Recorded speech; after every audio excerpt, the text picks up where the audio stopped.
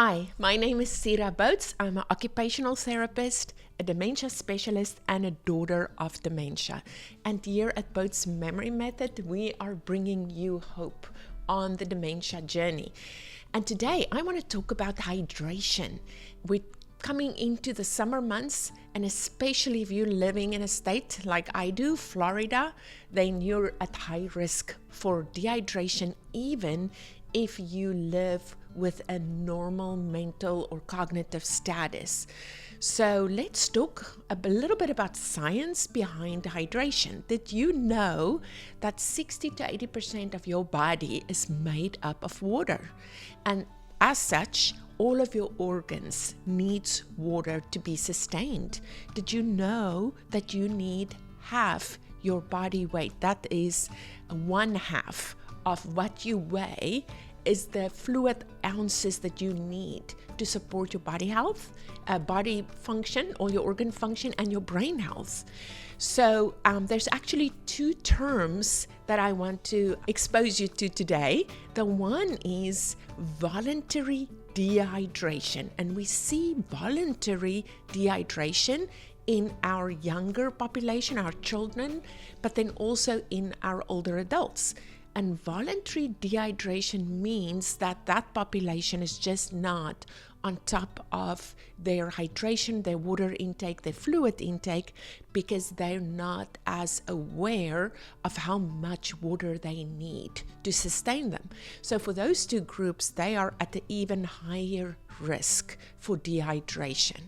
Now, the opposite of dehydration is euhydration. This is a new term for me too, and it's hydration is the word, and it means a state of perfect homeostasis, meaning you have enough fluid in your body, through your organs, in your brain, to sustain all the cellular function that you need to be healthy. So it is obvious to me that we want to reach that state of euhydration. But what does that mean, and how can we get there? So let's first talk a little bit about the risk of dehydration. So for dehydration, what we're talking about is too little fluid in your body to maintain all the functions that's needed. So a major side effect of this in our older population is bladder health and brain health. Well, of course, it's going to affect all of your muscular structures. It's going to affect your joints. It's going to affect the fluid in the joint space that help you move. So hydration is necessary for every part of your body. But if you're chronically dehydrated, that is where we see a few major red flags with our seniors. Number one is bladder infections. So recurrent UTIs can be driven by a constant state of dehydration. And why is that? Because fluid rinses our bladder. Fluid actually keeps our mucus lining healthy. So if your bladder is regularly rinsed with a good amount of fluid, then your mucus lining is staying healthy. If you stay dehydrated though, chemicals that you eat, drink, inhale are accumulating on that bladder wall. They get flushed through your body, they get processed, and then the last space that they land is through the kidneys and into the bladder, and that's where it can start eat away at the bladder wall, at that mucus lining.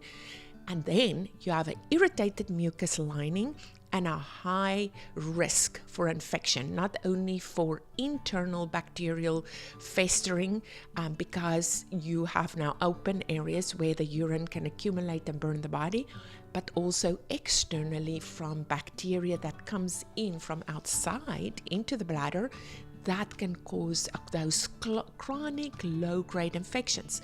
So by being hydrated, you can rinse your bladder and make sure that your person is not getting UTIs. And that's a major factor in dementia. And when we have a UTI, we immediately see that decrease in cognition, a decrease in focus, a decrease in attention span, decrease in memory. We can also have fevers and headaches. So all of those factors impacts our person's quality of life with dementia when they have a UTI, and we can see it immediately.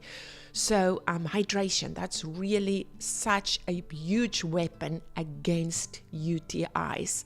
The second thing we see with dehydration is dizziness. It's because your blood pressure drops when you're dehydrated. We see in a lot of our elderly that they're already on a blood pressure medication.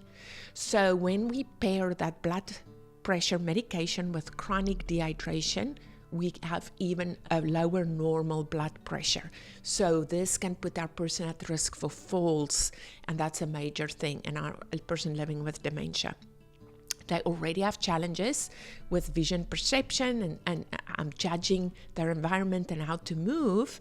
And now if they're dehydrated and they cannot think straight and they're dizzy, we are actually impacting that challenge for them, and we're putting them at a higher risk for falls. So hopefully you can see the importance of why we should stay hydrated.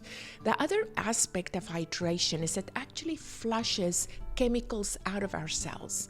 So it repairs our cells by decreasing that presence of cortisol, which is our stress hormone, decreasing the accumulation of medications that we may be on. So if we are taking several medications and we are not properly hydrated, then those medications can become toxins. So that's a third part of staying hydrated, is minimizing that buildup of toxins and chemicals in our cells through copious amounts of healthy fluid. So let's talk about healthy fluid. What does that mean? We already said that if you take your body weight in pounds, you want to take half your body weight. So if I weigh 120 pounds, then I need 60 fluid ounces of any healthy fluids to maintain my health. Now, if I am exercising regularly, then I'm going to need more fluid. If I am outside doing activities out in the summer in the heat, then I'm going to need more fluid. So that's baseline. Baseline is half your body weight in fluid ounces, but then it gets impacted by things like exercise and being outdoors. So then you're going to need more. I talk also about a quick reference. If you don't know how much someone weighs, you can kind of judge them by looking at a small frame. A small framed person is going to need 6 to 8 cups of water, and there's 8 ounces in a cup. So make sure you know what the cup looks like. 8 ounces in a cup. For a small person, small adult, 6 to 8 cups. For a medium adult, that's 8 to 10 cups of water or healthy fluids. And then for a larger adult, that is 10 to 12 cups. And if you're an extra large adult, that's 12 to 14 cups. That's baseline. And then we need to add fluids on top of that. Like I said, if you exercise or if you're working outside. So we talked about the fluids and how much you need. Let's talk about what kind of fluids are good for you. I always get the question, what about coffee? Coffee can be a dehydrator, but you have to drink a lot of coffee before it's going to flush fluids out of your body. So research suggests 2 to 4 cups of 8 ounces cups of coffee in the morning is good for you. It's good for your brain, but you do have to follow that up with water. You cannot just live off of coffee, of course. If you are a caffeine drinker, just make sure that you limit it to 2 to 4 cups in the morning hours, early afternoon hours, and follow that with a lot of water. Juice can be a bladder irritant. So the acidity in juice, if you're drinking too much juice instead of enough water, that juice can actually cause breakdown of the mucus lining and irritation of the bladder, and then cause UTIs. So if your person loves juice, I suggest to just put a splash of juice in their water. What I have here is actually very handy. It's a 32 ounce container. I can easily carry it around with me, and I can put a splash of either Gatorade or lemon juice or fruit juice, or I love coconut water, splash of coconut water in there, which makes it more palatable. And I know that I have to have at least 2 of these a day or more. If I'm exercising or out in the sun, then that's 3 to 4 of these a day. For your person living with a cognitive decline, that may be hard to follow. So some visual ideas that you can use are like maybe a sticky on the refrigerator that says you have to drink a cup of water when you get up in the morning. Drink a cup of water every time you open the refrigerator. That's one idea. You can have a visual cue on the bathroom by the sink where they wash their hands after using the toilet with a red cup with a label that says drink me. And there may be a cue that says drink a cup of water when you wash your hands. You can always also have a note with the medication, drink a cup of water when you have your meds, and then reinforce 1 cup of water with every meal. Now you have built in multiple opportunities for drinking water. Drinking water is your best kind of fluid, but like I already noted, you can add some other flavors to it in order to make it more palatable for your loved one.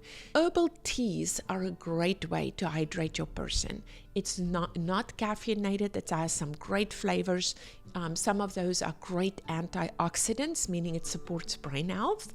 So experiment with herbal teas and see what does your loved one like. Maybe you can experiment with iced teas versus a hot tea. I love red bush tea, or rooibos as we call it in South Africa. It's readily available everywhere. Great antioxidant, very easy on your stomach, and also a great soother, a great healer, got many healing components. And so red bush tea is a great option with honey and lemon, and cool that down and you have a wonderful iced tea that's a great hydrator. I also mentioned coconut water. That's a great way to hydrate. And if you have someone that struggles, then you may want to add some Gatorade that has some of those electrolytes in. The only thing you want to be careful about are of course the sugars, added sugars in a lot of these drinks. I hope you have noted that I didn't mention sodas. You should not be drinking sodas. Lots of chemicals, lots of sugars in those. Like I talked about, limit your caffeine to the morning hours, 2 to 4 cups. And then if your person want to have juice, I would just do a third amount of juice and the rest water. So there's some of that flavor, but it's not the juice that drives the bus. Other kind of ideas is a pitcher. Fill a large pitcher in the morning hours and have your person, again, have a little note on it and help your person finish that pitcher. So fill that pitcher with the ounces that your person need for that day and help them finish that pitcher between getting up in the morning and dinner time. I do want to note that you want to finish all of your fluids by dinner time. And then after dinner time, use the potty. And then put your feet up for 2 hours. Elevate your feet for 2 hours, which will allow your body to process all of the fluids of the day. And then before you go to bed, you use the potty again. And that will keep your loved one dry throughout the night. So we call that front-loading fluids. You drink all of your required fluids between getting up in the morning and dinner time. At dinner time, you have the last of your fluids, and then you empty your bladder, and then you elevate your feet for 2 hours before bedtime. Empty your bladder again, and I can guarantee you your person will be dry throughout the night. This works well for children as well. So another idea for hydration, having a couple of water bottles marked for the day. So maybe you have 8-ounce little water bottles and you have 10 in the refrigerator, and it's marked 1 through 10 with a date, and your person knows that that's what they have to have that day. So that's another trick that you can try. So those are a few tricks. If your person's really not into drinking, You may want to use a trick like colored water. Put it in a fun cup, on a fun glass. If you're a person used to drink wine or beer, get creative. Put it in a beer can, put it in a wine glass. Decorate it with fruit. Make it interesting, make it fun. Jello is a great way to hydrate somebody because that is just worth its weight in water. Fruits like watermelon, great for hydration. And then think about popsicles, something especially in the summertime. Your person can have 4 popsicles a day. If that's a half a cup, you have just added 2 cups of fluids to your person's diet. And another idea are smoothies, healthy smoothies. Pack them with some protein, fresh fruit, and here you have not only hydration but nutrition. So you may need to get creative, but this is one of the most important things that you can do for your loved one and for yourself, and that is staying hydrated. So cheers to staying hydrated this summer and for promoting our brain health and our bladder health and the health of our organs, and we'll see you later.